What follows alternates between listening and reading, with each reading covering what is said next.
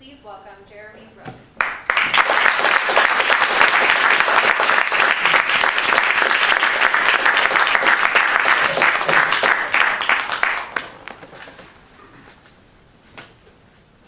One of the more interesting and thought-provoking films that I've seen recently is a movie called The American Beauty. If you haven't seen it, it's a movie from the late 90s about two families whose lives have derailed. They are lonely, frustrated, and miserable. They have placed significant value on materialism and status so as to provide wonderful lives for themselves. But in the movie, there's one character, the neighbor's son, that sees the world totally different than most. For example, a plastic bag slowly floating in the air leaves him in a state of awe and tranquility, as if the bag is dancing around, giving him a beautiful show. This got me thinking about the dancing plastic bags that I've looked past in my life, and whether I needed to take more second looks when evaluating things around me.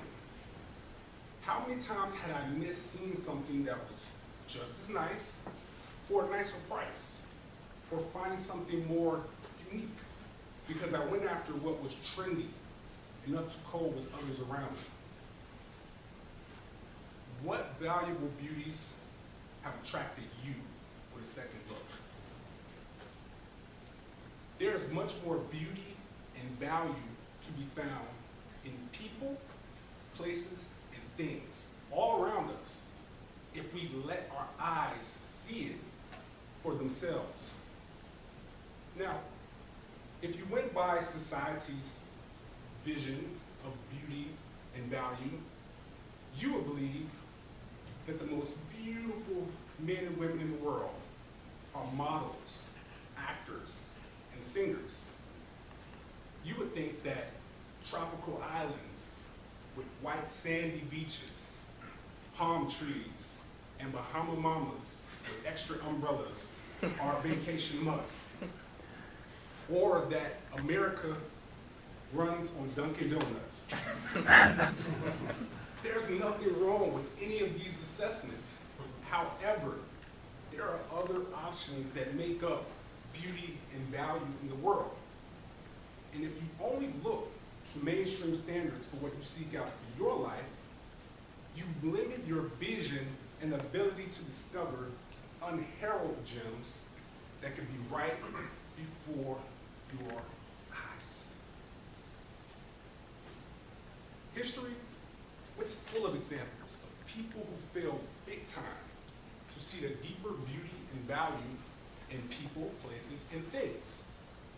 Russia sold Alaska to the US for $7.2 million, or 2 cents per acre in 1867, because many at that time saw it as useless, ugly tundra.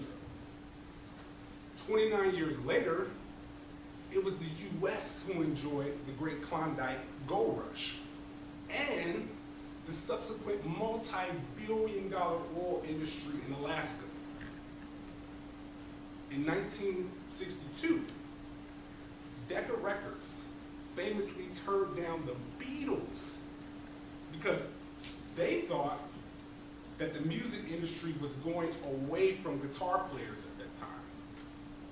With their creative and revolutionary musical styles, the Beatles, of course, went on to become a global rock and roll phenomenon.